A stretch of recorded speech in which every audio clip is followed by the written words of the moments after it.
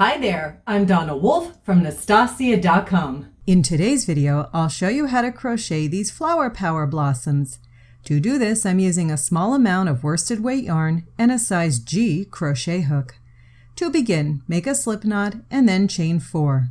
We're going to skip the first 3 chains, and then we'll be making 11 double crochet stitches all in that 4th chain, which technically was the very first chain we made.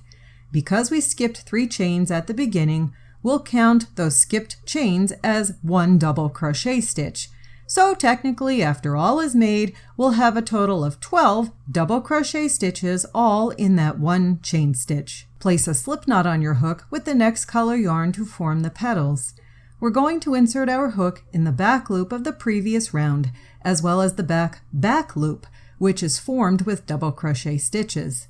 We'll make a single crochet stitch, which is the first stitch of every single petal. Then we'll make a chain 5. We'll skip the first chain and then make 1 single crochet in each of the next 4 chains. You'll end up with 4 single crochet stitches along this chain. After you finish the 4 single crochet stitches, we'll make a chain 1, which doesn't really count as a stitch, and then we'll slip stitch into the original single crochet stitch we made for the start of the petal. And you can see here is the center part of the first petal. Now we'll make a single crochet in the next stitch using the 2 back loops to serve as the stitch in between the petals. Then we make a single crochet in the next stitch to begin the second petal. We'll follow the same instructions we just did to make the first petal. We'll make a chain 5 and then we'll skip the first chain and make our 4 single crochet stitches. After that, we'll chain 1 and slip stitch to the initial single crochet stitch that we made to start the second petal. Then we repeat the process again, making a single crochet stitch using the 2 back loops to serve as a stitch in between the petals. And then we single crochet in the next stitch to start our third petal. You'll continue around the 12 yellow stitches so that you end up with 6 petals on this round. Every petal will start with a slip stitch to the single crochet stitch that connected to the yellow yarn. If you recall, we made 4 single crochet stitches along that chain 5 from the previous round. We're starting with a single crochet stitch, followed by a half double crochet stitch in the next stitch. Then we'll make a double crochet stitch, and then we'll make 4 double crochet stitches.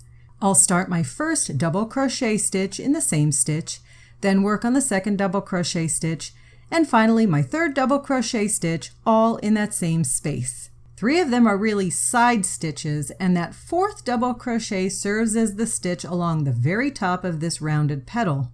Now I'm going to work down the other side of those initial 4 single crochet stitches. The first stitch along this side will contain 3 double crochet stitches in it, all in the same space.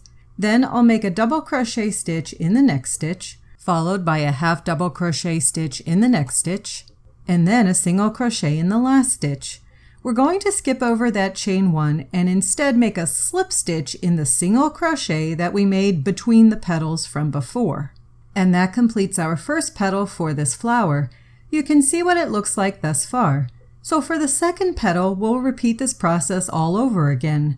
We'll start with a slip stitch to the single crochet that initially connected this petal to the yellow section.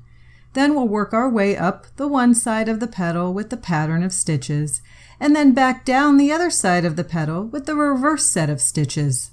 You'll continue with this pattern around for all 6 petals. At the end, you'll just slip stitch to the stitch in between the last petal and first petal, then fasten off your yarn and weave in all of the ends. That's how I crochet a flower power blossom.